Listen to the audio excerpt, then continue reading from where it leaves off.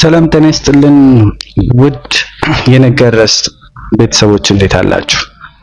በዚህ ቪዲዮአችን ደግሞ ስለ ስቶፕ ሎስ እናወራለን።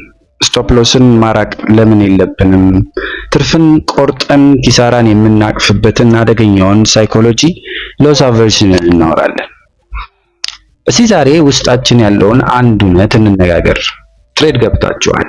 መጀመሪያ ማርኬቱ ወደ ትርፍ ሄደ እንበል which is አረንጓዴ መስመር አረንጓዴ ቻርት አሳይቶናል። $50 አተረፍን። ፕላናችን $100 ሲደርስ ዝጋ ይላል። ግን ደግሞ ድንገት ማርኬቱ ወደ ኋላ መመለስ ሲጀምር ወይም ፑል ባክ ሲያደርግ ፈራንና $30 ላይ ዘጋ ነው። በሌላ ጊዜ ደግሞ ትሬድ ገባን፣ ግን ማርኬቱ ተቃራኒ ሄደ። ስቶፕ ሎስ ሲመታ ምንም ያክል ቦታ ሳይቀረው 5 ፒፕስ ብቻ አካባቢ ቀርቶታል።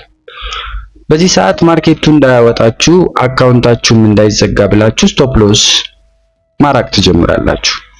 ትንሽ ልስጠው ይመለሳል እያላችሁ ከጊዜ ወደ ጊዜ ወደ ስቶፕ ሎሳችሁ ቻርቱ በተጠጋ ቁጥር ስቶፕ ሎሳችሁንም ፈቀቅ እያደረጋችሁ ትሄዳላችሁ። ማርኬቱ ግን አልተመለሰም፣ አካውንታችሁን አጠፋው እንጂ። እስቲ አስቡት፣ ትርፍ ሲሆን ቶሎ ትቆርጣላችሁ፣ ኪሳራ ሲሆን ግን ይዛችሁ ትቆያላችሁ።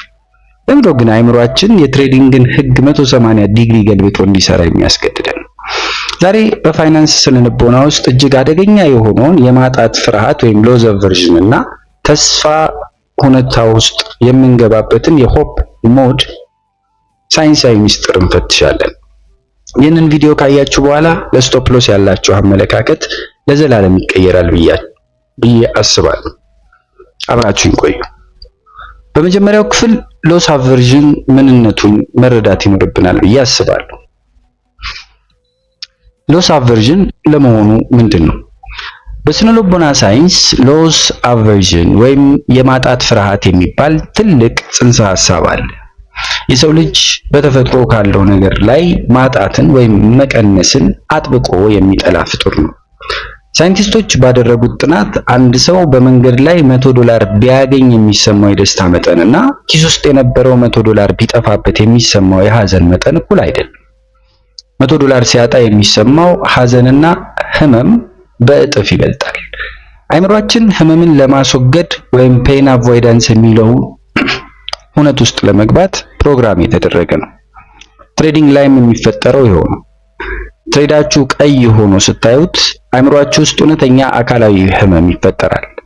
ያንን ትሬድ በኪሳራ መዝጋት ወይም ክሊኪንግ ክሎዝ ኦን ሎስ ለኛ አይምሮ ልክ እጃችንን በእሳት ላይ እንደማድረግ ያማል። ለዚህ ነው ኪሳራን መቁረጥ የሚያቅተን። የተረጋገጠ ኪሳራ ቨርሰስ ያልተረጋገጠ ኪሳራ ኢንዶመንት ኢፌክት ይሉታል። ይህንን ደግሞ አንድ ትሬድ ስቶፕ ሎስ ሲነካ ኪሳራው የተረጋገጠ ወይም ሪያላይዝድ ሎስ ይሆናል ማለት ነው። ከገንዘባችሁ ላይ ሙሉ ለሙሉ ላይመለስ ተቆረጠ እንደማለት ነው። ነገር ግን ትሬዱን ሳንዘጋው ቀይ እያሳየ ቢቆይ አይምሯችሁ ራሱን ያታልላል። እስካሁን አልሸጥኩትም፣ እውነተኛ ኪሳራ አይደለም፣ ቁጥር ብቻ ነው፣ ማርኬቱ ተመልሶ ዜሮ ወይም ብሬክ ኢቭን ላይ ሊወጣ ይሆናል፣ ከዛም በላይ ሊሄድ ይችላል ብሎ ያምናል። ያልተረጋገጠ ኪሳራ ወይም ፍሎቲንግ ሎስ አይምሯችን ለተስፋ ወይም ለሆፕ በር እንዲከፍትና እዛ ተስፋ ላይ እንዲንጠላጠል ያደርገዋል። ይህ ነው እንግዲህ በጣም ትልቁ የትሬዲንግ ወጥመድ።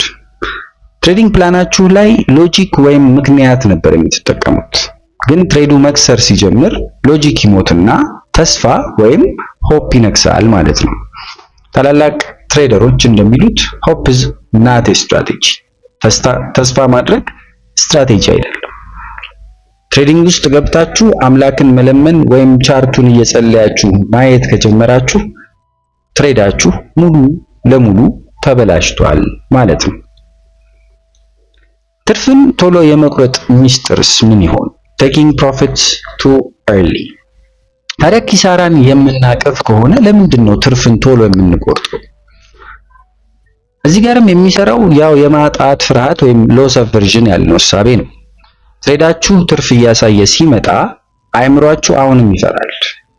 ይህንን ያገኘኸውን ትርፍ ማርኬቱ መልሶ ቢወስድብህስ ህመም እኮ ሊሰማህ ነው ይላችኋል። ያንን ትርፍ የማጣት ህመም ላለመቀበል ሲል አይምሯችሁ በቃ ዝጋውና ሌትስ ሴኪዩር ዘ ባግ እርግጠኛውን ደስታ አገኝ ይለናል። በዚህ ምክንያት ትልቁን የማርኬት እንቅስቃሴ እና ትሬንድ ትተን በትንሽ ትርፍ ብሬድ ክራምብስ እንወጣለን ማለት ነው። አይምሯችን እርግጠኝነትን ወይም ሰርቴኒቲ የሚወድና ሰርቴኒቲን ብቻ የሚፈልግ እሳቤ ያለው ስሪት ነው። ማርኬቱ ደግሞ እርግጠኝነት የሌለው አንሰርቴን ቦታ ነው። ወደ መፍትሄው ስንመጣ ህመሙን ወደ ፕሮባቢሊቲ መቀየር ወይም ቲንኪንግ ኢን ፕሮባቢሊቲስ ሆኖ እናገኘዋለን። እንግዲህ ችግሩ የሰው ልጅ የተፈጥሮ ባህሪ ከሆነ እንዴት እናሸንፈዋለን ለሚለው መፍትሄው ራሳችንን ሮቦት ማድረግ ወይም አስተሳሰባችንን አሊያም ማይንድ ሴታችንን ሙሉ በሙሉ መቀየር ነው ማለት ነው። የመጀመሪያው መፍትሄ የንግድ ወጪ ወይም ኮስት ኦፍ ዱይንግ ቢዝነስ አድርጎ ማሰብ ነው።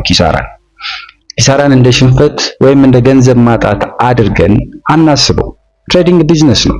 ልክ አንድ ሬስቶራንት ባለቤት የቤት ኪራይ፣ የሰራተኛ ደሞዝ አሊያም የቲማቲም መግዣ ወጪ እንደሚያወጣው ሁሉ የትሬደር ወጪ ወይም ኤክስፔንሱ ስቶፕ ሎሱ ነው። ትርፍ ለማግኘት የምንከፍለው ታክስ እንጂ ቅጣት አይደለም ማለት ነው። ስቶፕ ሎስ ሲመጣብን እሺ የዛሬን ታክስ ከፈልኩ ብላችሁ ለፉት እንጂ ከራሳችሁ ጋር አትጣሉ። ሁለተኛው መፍትሄ ከ20 በላይ የሆኑ ምናልባትም እስከ 200 የሚደርሱ ትሬዶችን በአንድ ማየት ነው። ስኬታማነታችሁን በአንድ ትሬድ ብቻ የምትለኩ ከሆነ እየወሰዳችሁ ያላችሁት አንዲቷን የግዙፉ ክፍል አካልን። ትሬዲንግ የፕሮባቢሊቲ ወይም የእድል ጨዋታ መሆኑን ማመን መቻል ይኖርብናል። 100% የሚያሸንፍ ስትራቴጂ ኖሮም አያውቅም፣ የለም አይኖርም። 60% ዊን ሬት አላችሁ እንበልና ይህ ማለት ከ10 ትሬድ 4ቱ በግድ ይከስራሉ ማለት ነው። ታዲያ አንድ ትሬድ ሲከስር ይሄኛው ትሬድ ከ4ቱ ኪሳራዎች አንዱ ነው ብላችሁ የምትቀበሉት ከሆነ እኮ ያንን ኪሳራ እንደ ሽንፈት አሊያም እንደ ውድቀት አታዩትም። እንደ ሽንፈት ወይም እንደ ውድቀት የማታዩት ከሆነ ደግሞ አሚግዳላችሁም ሆነ ስሜታዊነታችሁ አይነሳም። ካዚኖዎች አንድ ሰው ሲበላቸው አይናደዱም። ምክንያቱም ከ1000 ሰዎች አንጻር ኢን ዘ ሎንግ ረን እነሱ እንደሚያተርፉ ከግምታዊ ሂሳቢያቸውና ከቀመራቸው ያውቃሉና። እናንተም የማርኬቱ ካዚኖ ባለቤት እንጂ ቁመርተኛ መሆን የለባችሁም። ሶስተኛውና የመጨረሻው መፍትሄ ኦሲኦ እና የእጅ መቁረጥ ህግ ነው። the set and forget rule። ስቶፕ ሎስን እንግዲህ ወደ ታች የምትገፉ ከሆነ አይምሯችሁን ማመን አትችሉም ማለት ነው። ስለዚህ መፍትሄው ቴክኖሎጂ ነው። ማርኬት ውስጥ ስትገቡ አውቶማቲክ ስቶፕ ሎስ አስገቡ። ከዚያም ትሬድ ውስጥ ከገባው በኋላ ስቶፕ ሎስ መንካት፣ ማውረድ ወይም ፈቀቅ ማድረግ ከባድ ወንጀል ነው የሚል የብረት ህግ ለራሳችሁና ለአይምሯችሁ አውጡ። ትሬዱ ራሱ ሄዶ ስቶፕ ሎስን እስኪመታው ወይም ደግሞ ቴክ ፕሮፊት እስኪነካ ድረስ ጣታችሁን በምንም ሁነት የባይ ወይም የሴል ሁነቶች ላይ ማንቀሳቀስ አለመፍቀድ ብቻ ከብዙ ነገሮች ያወጣችኋል። ወደ ስኬታማ ትሬዲንግ የሚወስደው መንገድ የሚጀምረው ኪሳራን አቅፎ ከመሳም ነው ይባላል። ኪሳራን መቀበል ወይም ሉዚንግ ዌል የተማረ ትሬደር ማርኬቱ ሊያጠፋው አይችልም። ስቶፕ ሎስ የእናንተ የህይወት አድን ጃኬት ወይም ላይፍ ጃኬት ነው ልትሉት ትችላላችሁ። የህይወት አድን ጃኬቱን በመርከብ ላይ ያላችሁ አትወርውሩት። ምናልባት መርከቡ በሰመጠ ሰዓት እናንተን ከመስጠም የሚያድናችሁ ነው። በቀጣይ ትሬድ ስትገቡ አእምሯችሁ ስቶፕ ሎስን አርቀው ይመለሳል በሚላችሁ ሰዓት ይሄ ቪዲዮ ትዝ ይበላችሁ። እናንተ ስትራቴጂ አክባሪ ወይም ዲሲፕሊንድ ትሬደር እንጂ ተስፈኛ ቁማርተኛ ወይም ሆፒየም አዲክት አይደላችሁም። ይህ ትምህርት በትንሹም ቢሆን አይናችሁን ከከፈተላችሁ ቪዲዮን ላይክ አድርጉ። ለሌሎች ጓደኞቻችሁ እህትና ወንድሞቻችሁን ሼር አድርጉት። እስቲ ንገሩኝ፣ ስቶፕ ሎስ አርቃችሁ አካውንት አፈንድታችሁ ታውቃላችሁ? የዚያን ቀን ስሜት ምን አይነት ስሜት ነበር? ምንስ ተማራችሁበት? ኮሜንት ላይ አጋሩ። ብቻችሁን አይደላችሁምና። የማጣት ፍርሃትን አሸንፋችሁ ፕሮባቢሊቲን የምታምኑ ፕሮፌሽናል ትሬደሮች እንድትሆኑ ምኞቴ ነው። በያላችሁበት ሰላማችሁ ይበዛ ዘንድ ተመኘሁ። ሰላም።